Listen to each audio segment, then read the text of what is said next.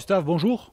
Bonjour. Aucun match n'est facile dans ce championnat, mais après le Red Star et après les regrets qu'on peut avoir après le Red Star, est-ce qu'il y a un supplément d'âme pour ce dernier match de championnat?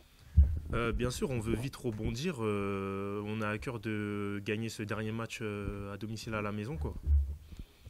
Quand on en joue un match comme face au Red Star, on n'est pas inquiété ou très peu défensivement, mais qu'on n'arrive pas à marquer. Il y a eu aussi beaucoup de coups de pied arrêtés, 11 au total. On se dit, il manque quand même quelque chose. Bien sûr, après ce genre de match, quand on n'arrive pas à marquer, on sait que c'est dangereux, on peut se faire piéger. Donc on avait à cœur de déjà pas prendre de but parce que tout le monde en parle comme si c'était facile. Mais on voulait vraiment pas prendre de but, se faire piéger dans les dernières minutes. Après, forcément qu'on a des regrets de ne pas marquer. Après, marquer, c'est le but de tout le monde, hein. Même nous, les défenseurs sur coup de pied arrêté, on sait qu'on aurait pu délivrer l'équipe. Donc on espère vite se rattraper au prochain match contre Guingamp. Alors, il y a une vraie solidité défensive du côté du Sporting. 5 matchs d'affilée sans encaisser de but. À quoi elle est due, selon vous, cette solidité? Bon, on essaye d'être le plus appliqué possible. Après, c'est un objectif de ne pas prendre de but, de finir dans les meilleures défenses. Mais ça ne suffit pas. Donc on sait qu'on doit plus faire. À chaque match, quand on prend des buts, on a forcément des regrets. Donc on essaye de faire un clean sheet sur chaque match. Malheureusement, ça fait plusieurs semaines qu'on pose la question. On aimerait ne plus la poser. Mais dans les têtes, comment vous êtes avec cette série maintenant de 10 matchs sans victoire en championnat? Comment ça se passe pour vous? C'est pas facile, mais on veut vite la stopper. Donc là, c'est le meilleur moyen de la stopper à domicile.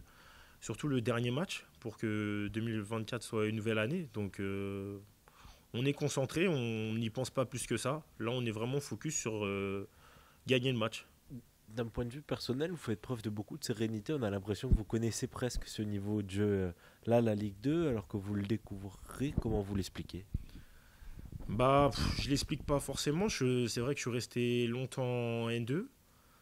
Donc, je joue comme si c'était ma dernière année. Je viens de tellement loin que j'ai vraiment faim. J'attendais d'être en Ligue 2 depuis très longtemps. Donc, forcément que je joue les matchs comme si c'était mon dernier. Donc, pour pas avoir de regrets. Justement, dites-nous un peu plus, puisque vous êtes très discret dans les médias. Comment expliquez-vous que ce soit à 29 ans que vous passiez professionnel? Ça a été quoi votre parcours, même avant Versailles? J'ai fait je suis beaucoup resté en N3, en N2. Après, si je suis pas monté plus tôt, c'est que je le méritais pas forcément. Mentalement, j'étais pas le même joueur. Franchement, le fait d'être resté beaucoup en amateur, ça m'a beaucoup servi. Donc, j'arrive prêt en Ligue 2. Donc, peut-être c'est ma première année, mais je sais que j'ai accumulé beaucoup d'expérience en national ou en N2. Donc, je l'explique pas forcément, mais j'arrive avec beaucoup de concentration, on va dire, en Ligue 2. Depuis que vous êtes au Sporting, vous avez eu plusieurs partenaires avec vous en défense centrale. Vous avez eu Juan José Guevara, vous avez Doumé Guidi depuis quelques matchs. Qu'est-ce qui change, par exemple, en termes de style de jeu entre les deux? Parce qu'on voit que ce sont des joueurs différents. En quoi ça change pour vous sur les matchs?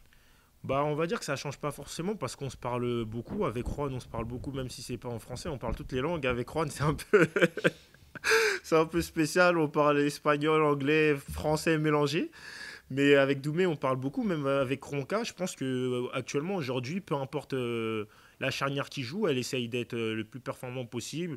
On l'a vu aussi Ronca, Doumé, qui ont été très performants. Donc aujourd'hui, je pense que peu importe la charnière qui joue, il y a beaucoup de communication et de concentration parce que c'est l'objectif de toute la défense de ne pas prendre de but. Et c'est pas que grâce à la défense aussi, c'est les attaquants qui font un gros pressing, les milieux qui récupèrent énormément de ballons, Johnny qui nous maintient en vie pendant longtemps aussi. Donc c'est le travail de tout à chacun.